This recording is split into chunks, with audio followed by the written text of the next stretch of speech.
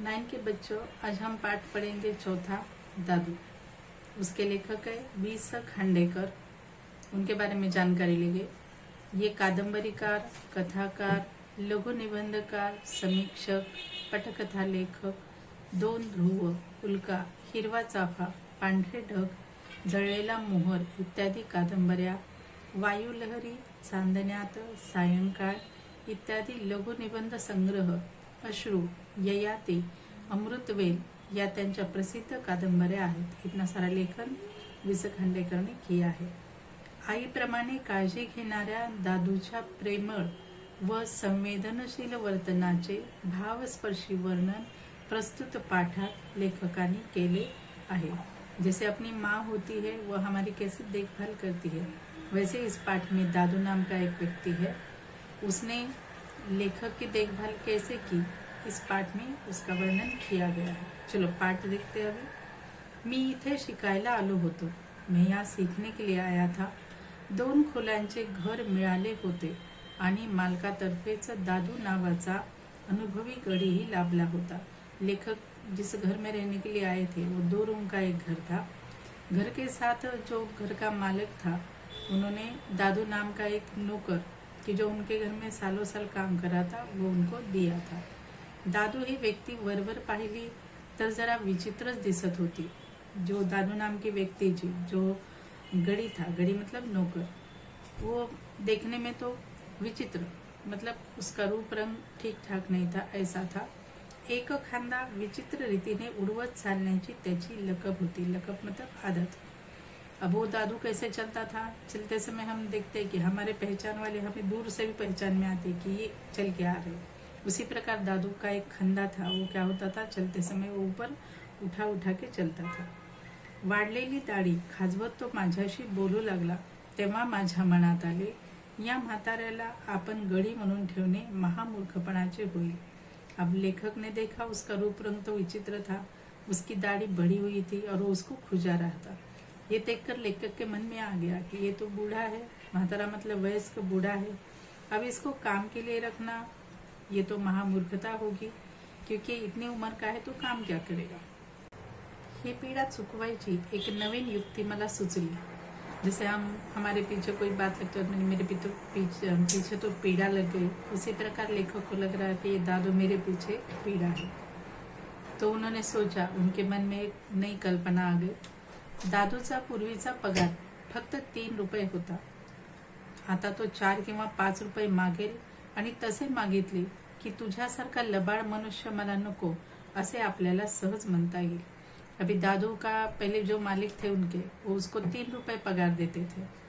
लेखक को लगा कि अब मैं उसको काम करने के लिए वो 4 रुपये या 5 रुपये मांगेगा तो मैं उससे बोल दूंगा तू तो बदमाश है, बदमाश मनुष्य है, तो तुझे मुझे काम पर नहीं रखना है। असा विचार करून मी दादूला म्हटले, मी सांगेन ते काम करावं लागेल तुला। लेखक ने सोचा कि मैं दादू को कहूँगा कि जो भी मैं काम बताऊंगा वो तुम्हें करना पड़ेगा। त्याने मोठ्या आनंदाने मान डोलावली और दादू तो दादू था, उसने बहुत खुशी से, आनंद से अपनी गर्दन हिला दी। पगार का घेणार तू, मी प्रश्न केला। लेखक ने पूछा दादू को कि तू पगार क्या लेगा। त्याने हसत हसत उत्तर दिले, पूर्वी मिळत होता तेवढाच द्या। दादू ने कहा कि पहले जो मालिक थे मेरे, वो मुझे जितना पगार देते थे उतना ही आप दो। अब बताओ कैसी बात है। लेखक को तो दादू पसंद नहीं था। उसने सोचा कि ये पगार ज्यादा मांगेगा तो इसको मैं काम पर नहीं रोकूंगा। लेकिन दादू ने कहा कि आप पहले जितना मिलता था उतना ही लोग। आप लेखक क्या करे बेचारा। अरे पण तेवढा किती म्हणजे, आता याची लबाडी करणार या कल्पनेने मी हसत हसत विचारले। लेखक ने कहा कि ठीक है, पहले तुम्हारे मालिक कितना पगार देते थे मुझे बताओ, और लेखक का ये बताएगा तो इसकी लबाड़ी, उसकी बदमाशी मुझे समझ में आ जाएगी। 3 रुपये, दादू ने उत्तर दिले। दादू ने कहा कि पहले मालिक मुझे खाली 3 रुपया पगार देते थे। मी चकित झालो। या अडाणी गड्यातला प्रामाणिकपणा दिसताच माझ्या मनात एक उज्ज्वल छटा चमकून गेली। लेखक ने सोचा कि ये तो बहुत प्रामाणिक है। अब इसका प्रामाणिकता लेखक को बहुत भा गई। उनके चेहरे पे एक उज्जवल छटा, एक प्रकाश में आनंद उनके चेहरे पे आ गया, चमकून गेली, चमक के गई। उनके चेहरे पे बहुत खुशी आ गई कि इतना अच्छा नौकर मुझे मिल रहा है। अब आप सोचे कि 3 रुपये पगार कैसे, तो ये 1898 1976 की बात है। तब पैसे का बहुत मूल था, 1 रुपए 2 रुपए भी पगार लोग अपने नौकर को देते थे। हमने देखा कि दादू को 3 रुपए पगार चाहिए था। अब सोचे कि अब तो इतना पगार मिलता है, वो भी कम होता है, लेकिन तब पैसे का मोल था, 1-2 रुपए भी बहुत सारी किंमत उसकी होती थी।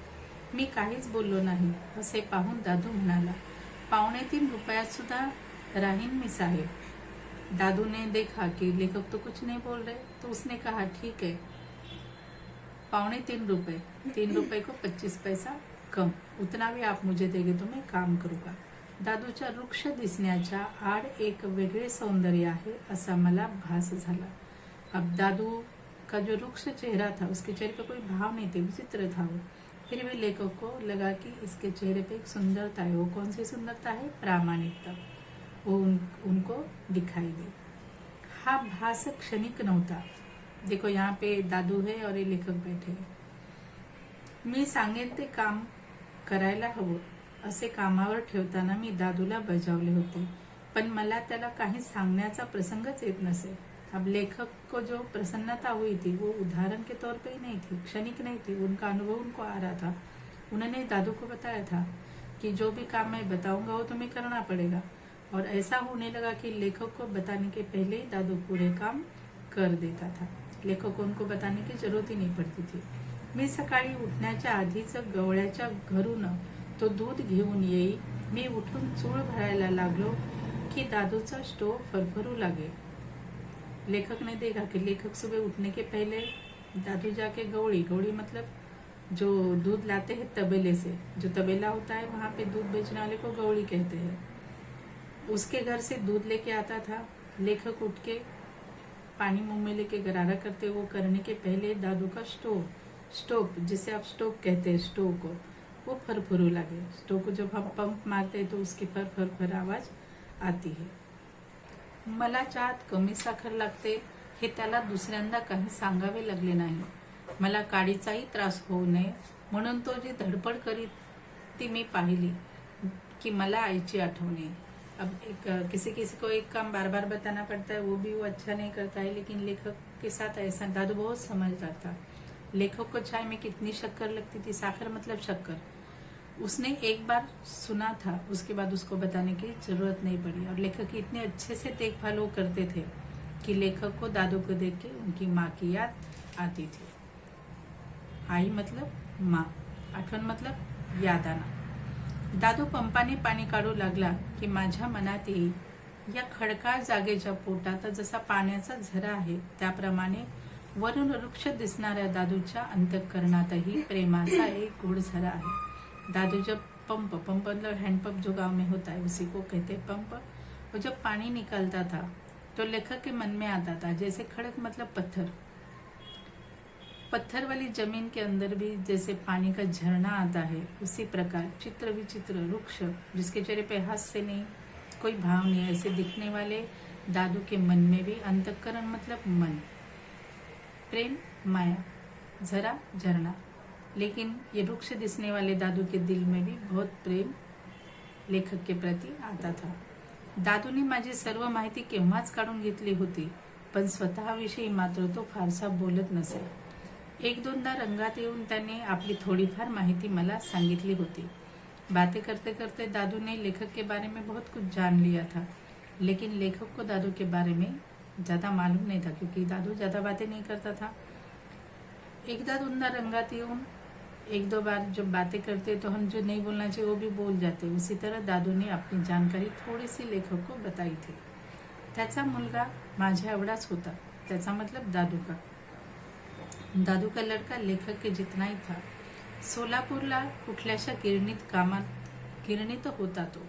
सोलापुर जो शहर है वहाँ पर गिरनी मतलब जो मिल होती है कपड़ा बनाने की, उस मिल में वो काम करता था। दादूच्या खेड्यातल्या जमिनीचा एक तुकडा सावकाराकडे खूप दिवस गहाण पडला होता। दादू एक खेड़ेगांव में रहता था। उसका जो जमीन थी, जो खेती थी, उसका एक टुकड़ा, जो गांव में सावकार होते वो जमीन रख के पैसा देते, उसको गहान देना, गिरवी रखना बोलते हैं। उसी प्रकार दादू का एक जमीन का टुकड़ा सावकार के पास उसने गिरवी रखा था। म्हातारपणामुळे शेती होईनाशी झाली तेव्हा बायकोला घेऊन तो इथे आला आणि त्याने मुलाला सोलापुरला पाठवले। अब बुढ़ापा आता है तो इंसान का शरीर कमजोर होता है, काम नहीं होता है खेती का, तो उसने क्या किया, अपनी पत्नी को, बायको मतलब पत्नी को लेके वो लेखक जिस गांव में थे वहां आ गया और उसने अपने बेटे को सोलापुर में काम करने के लिए भेज दिया। पाठवले मतलब भेज दिया। फार उशिरा झालेला एकुलता एक मुलगा होता तो त्याचा। बहुत सारे लोगों को शादी के बाद जल्दी बच्चा नहीं होता है, बहुत दिनों के बाद होता है। उसी प्रकार दादू को भी जो सोलापुर में उसका बेटा काम करता था वो बहुत देरी से हुआ था। तुम्ही आई बाप सोलापुरला मुलाकडे का राहत नहीं? लेखक ने देखा कि दादू की उम्र हो गई। उसने पूछा कि तू और तेरी पत्नी, तुम्ही आई बाबा उस बच्चे के माता पिता सोलापुर में अपने बच्चे के पास क्यों नहीं रहते हो? म्हणून मी त्याला विचारले, ऐसा लेखक ने उसे पूछा। तेव्हा त्याने सांगितले। तब दादूने कहा, आम्ही दोघं सोलापूरला गेलो की तिथं पोराचा खर्च वाढणार, मग तो सावकाराकडील जमीन सोडून कशी घेणार? बायको इथं कडधान्य विकून 4 पैसे मिळवते, सोलापुरात ती काय करणार? तिथं मोड खपतात की नाही कोण जाणे, नि सोलापुरात इथल्यासारखी कॉलेज नाहीत, तेव्हा माझ्यासारख्या म्हाताऱ्याला तिथं कौन बड़ा काम देना? दादू ने कहा कि मेरा बेटा तो सोलापुर में काम करता है, अगर हम पति पत्नी उसके पास जाएंगे तो मेरे बेटे का खर्चा बढ़ जाएगा, और खर्चा बढ़ेगा तो पैसा खर्चा होगा। अब वो नौकरी इसलिए कर रहा है कि हमारी जो साहूकार के पास जमीन है उसको छुड़ाना है, अगर हम वहाँ जाएंगे तो पैसा ज़्यादा खर्चा हो जाएगा। अब मेरी पत्नी यहाँ पे कड़धान्य मतलब जो अंकुरित धान्य बेचते हैं, औरतें बेचती है, देखो हम खरीद के लाते हैं, कभी कभी घर पे नहीं करते लेकिन मिलता है सब, छोले मिलता है, उसके बाद मूंग मिलता है, मटकी मिलता है, ऐसे जो कडधान्य होते हैं वैसे बेच कर वो पैसे कमाती थी। अब सोलापुर मध्ये काय करणार? सोलापुर में जाके हम क्या करेंगे? तिथं मूड खपतात की नहीं कौन जाने, वहाँ पे ये अंकुरित धान्य कोई खरीदता है नहीं खरीदता है हमें पता नहीं, लेकिन सोलापुर में यहाँ जैसे कॉलेज भी नहीं है, तो वहाँ पर मेरे जैसे बूढ़े को कौन काम देगा, इसलिए हम सोलापुर में नहीं जाते हैं। पण मुला वाचून कसं करमतं रे तुला? लेखक ने दादू को पूछा कि तेरा बच्चा तो सोलापुर में, तो तेरा मन कैसे यहाँ पे लगता है? न करमायला काय झालं साहेब, तुम्ही नाही का आलाय आई वडिलांना सोडून? तसाच माझा मुलगा मला सोडून गिरणीत गेलाय, मी इथं तुमचं काम करतोय ना सोलापुरात, अशीच कोणीतरी म्हातारी त्याला जेवायला घालत असेल। दादू ने कहा, क्यों नहीं मन लगेगा मेरा? आप नहीं आए अपने माता पिता को छोड़ के यहाँ पे, मेरा बेटा भी तो गिरनी में काम करने के लिए गया है। अब मैं जैसे यहाँ पर आपकी देखभाल करता हूँ, उसी प्रकार सोलापुर में कोई बुढ़ी औरत या मेरे जैसा कोई उसकी देखभाल करता होगा, उसको खाना खिलाता होगा। 3 महिन्यात दादूची आणि माझी कमीत कमी 3 वर्षाची ओळख आहे असे वाटू लागले। 3 महीने हुए थे दादू को नौकरी पर रख के लेखक को, लेकिन ऐसे लग रहा था कि 3 साल से उनकी पहचान है, इतना दादू का स्वभाव अच्छा था। क्रिकेट जोरात सुरू झाल्यामुळे कित्येकदा रात्री 8 वाजेपर्यंत मी बिराडी येत नसे, पण मला कितीही उशीर झाला तरी ओट्यावर अंधारात दादू माझी वाट पाहत बसलेला असे। लेखक को क्रिकेट खेलने का बहुत शौक था। जब वो क्रिकेट खेलने के लिए बाहर जाते थे तो रात के 8 बजे तक भी बिराट मतलब घर, अपने घर पे नहीं आते थे। लेकिन दादू उनका इंतजार ओटला जो होता है गांव में, दरवाजे के बाहर अपने दोनों साइड पे बांधा जाता है, उस पे लोग बैठते हैं या शाम के टाइम पे बातें करने के लिए बैठ जाते हैं। वहाँ पे अंधेरा था, फिर भी दादू लेखक का इंतजार बैठे रहता था। एखाद्या दिवशी मला यायला उशीर झाला आणि डब्यातला भात निघून गेला तर दादू लगेच स्टोव पेटवायला उठे। थंडगार झालेला भात स्टोववर तापवला म्हणून त्याला उन्होंने भाताची गोडी कशी येणार? अब लेखक को आने के लिए लेट होता था। अब डब्बे में जो चावल, भात मतलब पका हुआ चावल, उसको रखा रहता था, वो न्यून जायचा, ठंडा हो जाता, न्यूने मतलब ठंडा हो जाता। तो लेखक को लगता था कि नहीं, ठंडा कैसे मैं खिलाऊं मेरे साहब को, तो क्या करता था, स्टोव जलाता था, पेटोने मतलब जलाना, और ठंडगार भात स्टोव के ऊपर वो गरम करता था।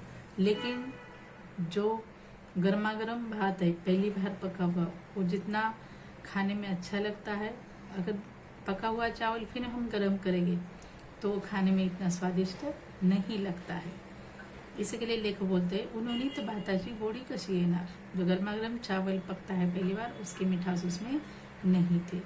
पण दादूने ऊन केलेला तो भात खाताना मला फार गोड वाटे, लेकिन दादू का प्यार और उसने कंटाला न करके लेखक को जो गरम गरम चावल भात उसको खिलाता था वो लेखक को बहुत मीठा लगता था। त्या गोडीचा उगम अन्नात नव्हता, दादूच्या मनात होता। और ये चावल गरम करना खिलाना ये बात तो अलग थी, लेकिन चावल के साथ किसका प्रेम दिखता था? दादू का प्रेम, जो उसके मन में था। अभी नौकर कोई करता है इतना अपने मालिक के लिए, लेकिन दादू करता था। एका दिवशी दादूची स्वारी क्रिकेटच्या मैदानावर दिसली, तेव्हा तर मी थक्क झालो। एक दिन क्या हो गया, संडे का दिन था, रविवार का दिन था, तो दादूची स्वारी मतलब क्या, कहाँ से आगे स्वारी हम बोलते हैं। एक व्यक्ति वो क्रिकेट के मैदान पे गया था जहाँ लेखक क्रिकेट खेलते थे। अब उसको देख के लेखक तो थक्क हो गए, आश्चर्यचकित हो गए। थक्क होना, आश्चर्यचकित होना। रात्री मी त्याला विचारले तेव्हा म्हातारा लाजेने अगदी चूर झाला, पण थोड्या वेळाने त्याने ते कारण सांगितले। आदल्या दिवशी मी फार चांगला खेळलो होतो। और दादू को जब पूछा लेखक ने कि तू मैदान पे कैसे आ गया, तो दादू, म्हातारा मतलब वृद्ध था, लाजेने अगदी चूर चूर झाला, शर्म के मारे वो पानी पानी हो गया। और उसने वहां आने का कारण बता दिया, क्योंकि लेखक ने आदल्या दिवशी पहले दिन क्या किया था, अच्छे से क्रिकेट खेला था। दादू सकाळी खानावळीत डबा आणायला गेला तेव्हा तिथल्या विद्यार्थ्यात माझ्या पराक्रमाच्या गोष्टी चालल्या होत्या। जब दादू खानावळीत, जहाँ पे खाना मिलता है, खानावळ बोलते हैं जिसको, अपने यहाँ भी मिलती है, सब खाना बांध के लोग डब्बे में जो ग्राहक होते हैं उनको देते हैं। उसी प्रकार दादू खानावळीत गेला होता तेव्हा लेखकाच्या विद्यार्थ्यांमध्ये, जो लेखक बच्चों को पढ़ाते थे, उनके विद्यार्थी, उनके आपस में बातें हो रही थी कि लेखक ने कितना अच्छे से क्रिकेट खेला। ये सब बातें सुन के दादू को लगा कि इनका खेल मुझे देखना चाहिए। लेखक ने जो पूछा था दादू कि तुम मैदान पे क्यों आ गए, तो उसने बताया कि आपके विद्यार्थियों में आपके खेल की चर्चा हो रही थी। त्या ऐकून दादूला वाटले, वो सुन के दादू को लगा, आपल्या साहेबांच्या खेळाची सारे लोग इतकी स्तुति करतात, तेव्हा आपणही तो पाहावा। और दादू को लगा कि सब लोग तो इतनी तारीफ कर रहे हैं मेरे साहब की, जो क्रिकेट खेलते हैं, तो मुझे वो कभी न कभी देखना चाहिए। इसके लिए दादू कहाँ गया था, क्रिकेट के मैदान पर गया था। सप्टेंबरच्या शेवटच्या आठवड्यात बाहेरगावी एक सामना ठरला। जहागीरदार नावाचा माझ्याच कॉलेजातला एक मित्र आमचा कप्तान होता। माझी फलंदाजी आणि त्याची गोलंदाजी असा धुव्वा उडवला आम्ही दुसऱ्या बाजूचा। सितंबर महीना था। उसके शेवटच्या आठवड्यात, अंतिम हफ्ते में क्या करना था, एक सामना मतलब एक स्पर्धा रखी थी। जैसे हम देखते हैं कि क्रिकेट की मैच दो उसमें गट होते, उसी प्रकार ये तय हो गया था, ठरला होता, तय हो गया था। जागीरदार नाम का एक लड़का था, वो लेखक का मित्र था, उन्हीं के कॉलेज का था, और लेखक की टीम का वो क्या था, कप्तान था। माझी फलंदाजी, लेखक फलंदाजी मतलब क्या बोलते उसको, फलंदाजी करना, बैटिंग करना, और गोलंदाजी मतलब बॉलिंग करना। लेखक फलंदाजी बहुत अच्छे करते थे, और जो जहागीर था वो गोलंदाजी बहुत अच्छे करते थे, वो बॉलिंग बहुत अच्छे करते थे, लेखक बैटिंग बहुत अच्छी करते थे। और इन दोनों ने मिलके सामने जो दूसरा गट था, जो दूसरा क्रिकेट खेलने वाला समूह था, उसका धुव्वा उडवला, मतलब उसको पराजित कर दिया। परत येताना मी जागीरदाराच्या गाडीमध्ये बसलो। गाडी हाकणे आणि सामन्याच्या गप्पा मारणे या दोन गोष्टीपैकी अधिक बेफानपणे तो कोणती गोष्ट करत होता हे सांगणे फार कठीण होते। और जीतने के बाद दोनों वापस निकले, लेखक और जागीरदार। तो जागीरदार की गाड़ी में बैठकर लेखक अपने घर आने लगे। अब गाड़ी हाँकने मतलब गाड़ी चलाना। जागीरदार गाड़ी चला रहा था, अब वो गाड़ी तेजी से चला रहा था। ये जो सामना हुआ था, जो मैच हुआ था, उसकी बातें कर रहा था अच्छी तरह से। दोनों में से क्या तेजी से कर रहा था ये बताना मुश्किल है। हे सांगणे कठीण, मतलब ये बात बताना मुश्किल है। खेळताना मनुष्याला भान नसते, खेलते समय इंसान को किसी भी चीज का ध्यान नहीं रहता है। त्यामुळे खेळाच्या श्रमाने माझे अंग किती आंबून गेले आहे याची कल्पना गाडीत बसेपर्यंत मला नाही आली। मग मात्र अंग ठणकू लागले। जैसे हम खेलते या कुछ भी काम हम करते हैं, काम करते समय हमें कुछ याद नहीं, बस वो काम कंप्लीट करना है। उसके बाद क्या होता है, हमें थकान आती है, हमारा शरीर दर्द करता है। उसी प्रकार क्रिकेट खेलते समय लेखों को तो कुछ नहीं लगा, बहुत अच्छे से उन्होंने खेला, लेकिन जब गाड़ी में बैठ गए तब उनको कल्पना आ गई, तब उनको याद आने लगा कि अरे मैं तो बहुत थक गया हूँ, और उनका पूरा शरीर ठणकू लागले, पूरा शरीर दर्द करने लगा। माझ्या बिराडापाशी गाडी येताच मी उतरू लागलो, तेवढ्यात जागीरदार म्हणाला, आमच्या बंगल्यावर चल की। लेखक का बिराड मतलब लेखक का घर आ गया तो लेखक गाड़ी में से उतरने लगा। तब जागीरदार ने कहा कि तू हमारे बंगले के यहाँ चल, मेरे घर पे चल, मेरा तो बंगला है, वहां तू चल, अंग फार दुखतंय। मी म्हटलं। लेखक ने कहा, मेरा शरीर बहुत दर्द कर रहा है, माझ्याच खोलीवर आपण चहा घेऊ। लेखक ने जागीरदार को कहा कि मेरे रूम पे चलो, मेरे घर पे चलो, वहां हम चाय पियेंगे। चहा? तो मोठ्याने हसत म्हणाला। जागीरदार ने जोर से कहा, चाय? चहा मतलब चाय? उसने चाय बोल के जोर जोर से वो हंसने लगा। माझं सुद्धा अंग दुखतंय, चहानं नाही बरं वाटणार आता।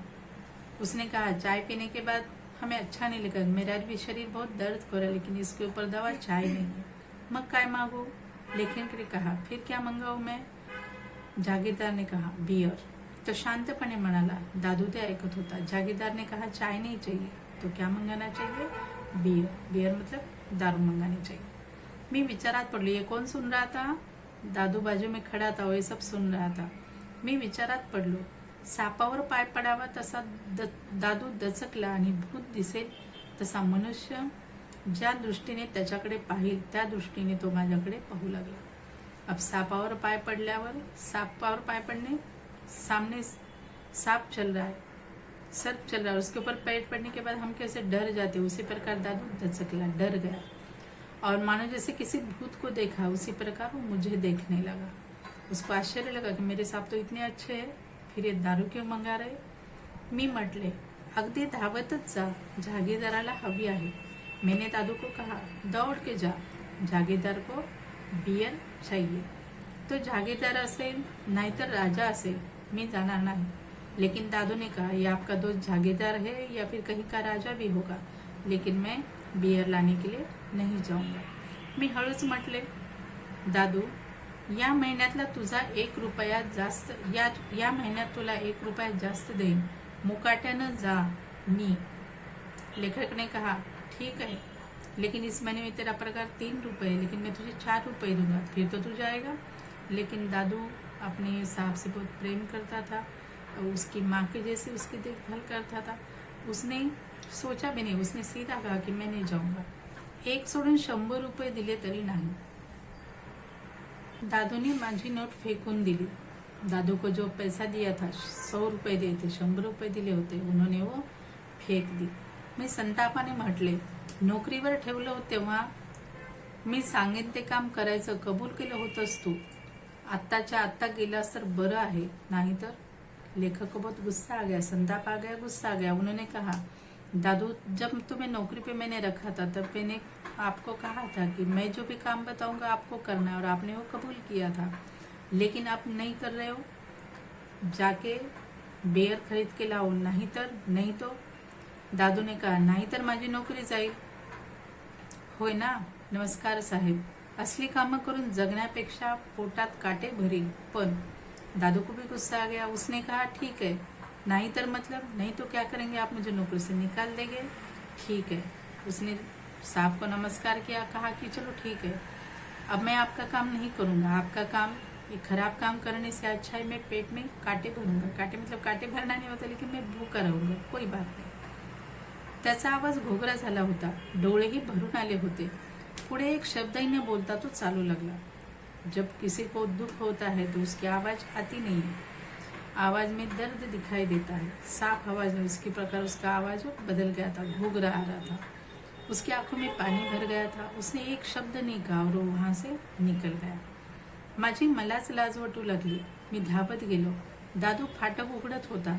मी त्याचा हात धरून म्हटले, दादू कुठं चाललास? मुझे बहुत शर्म आ गई कि जो मेरे ऊपर मेरी माँ के जैसा प्रेम करता था, मेरी इतनी देखभाल करता था, आज मैंने उसके साथ ऐसी बात की. लेखक दौड़ के गया. उसने देखा कि दादू जो घर था उसका फाटक, उसका गेट खोल रहा था. जाकर लेखक ने उनका हाथ पकड़ा और पूछा कि दादू तुम कहाँ जा रहे हो? तुमच्या आई साहेबांकडे. दादू ने कहा, मैं आपकी माताजी के पास जा रहा हूँ. माझ्या आईकडे? लेखक ने पूछा, मेरी माँ के पास क्यों जा रहे हो? तो उसने कहा, हाँ. वो मतलब हाँ. लेखक ने पूछा, कशाला? लेखक ने उनको पूछा दादू को की क्यों जा रहे हो? त्याच्या झाडाला कीड लागली हे सांगायला. त्यांच्या झाडाला कीड लागली हे सांगायला. रागीट स्वरांनी उद्गारलो, मी वाटेल ते करीन. तुला काय करायचंय त्याच्याशी? मैंने कहा, मुझे जो करना है मैं करूंगा. तुम्हें क्या करना है? मैंने गुस्से से उनको कहा. मला काय करायचंय? मला माझ्या मुलाला सांभाळायचंय. दादू ने कहा, मुझे क्या करना है? आप कैसे बोल सकते हो? आप तो मेरे बच्चे हो, आप तो मेरा लड़का हो, मुझे आपको संभालना है. तुझा मुलगा तर सोलापुरात आहे. लेखक ने कहा, तेरा बेटा तो सोलापुर में है ना, तो मैं तेरा बेटा कैसे हो गया? होय साहेब.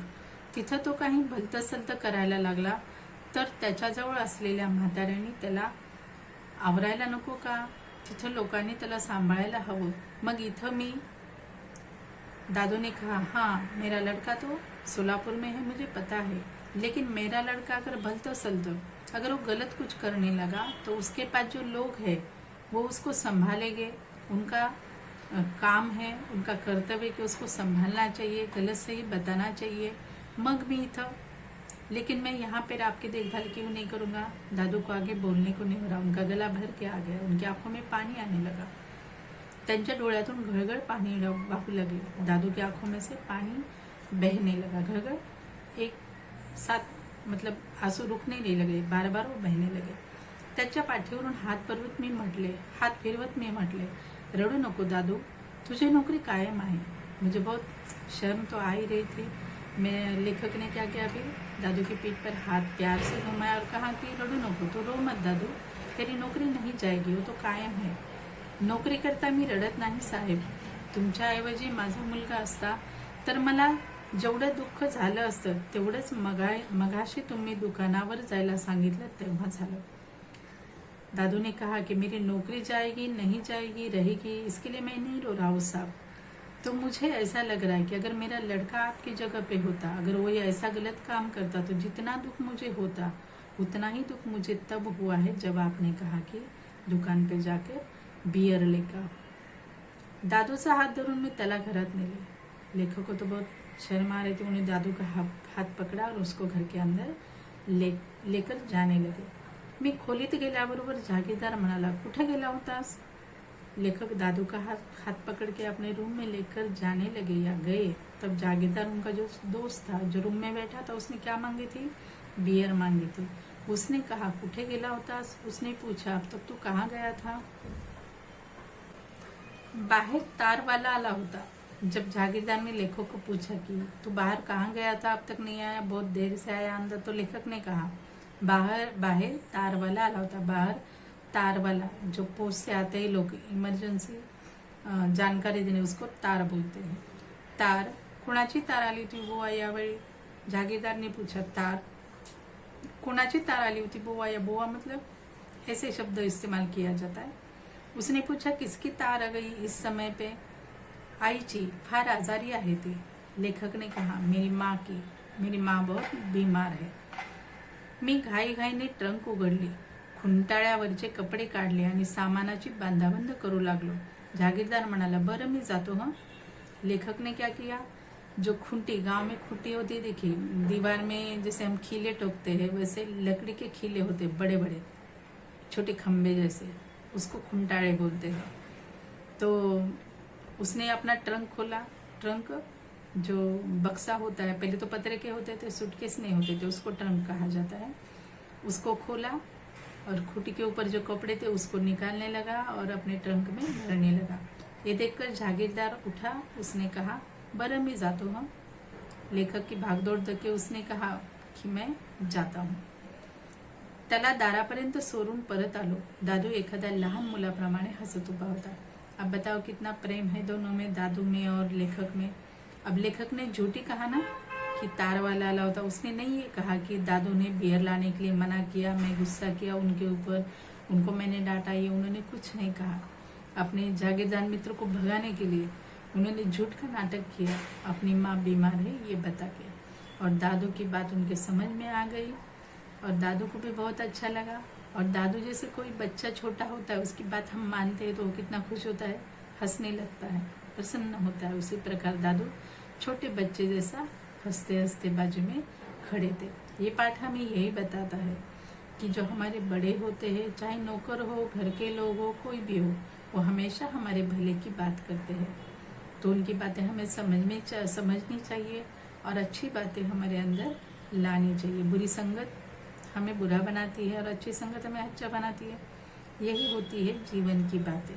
तो ये दादू पाठ पढ़ के हमें यही सोचना चाहिए कि कहीं भी हम जाए, हमारी अच्छाई हमारे अंदर होनी चाहिए, अंदर रहनी चाहिए. बुरे के साथ रहकर हमें बुरा नहीं बनना है, तो हमारी अच्छाई बुरे के अंदर हमें डालनी चाहिए. मतलब अच्छाई हमेशा जीवन में काम आती है. यहाँ पाठ हमारा ये पूरा हो गया. अब आपको स्वाध्याय लिखना है. आप कोशिश कीजिए, नहीं तो मैं इसको लिखकर आपको भेज देती हूँ. और वो स्वाध्याय फेयर में लिखना है.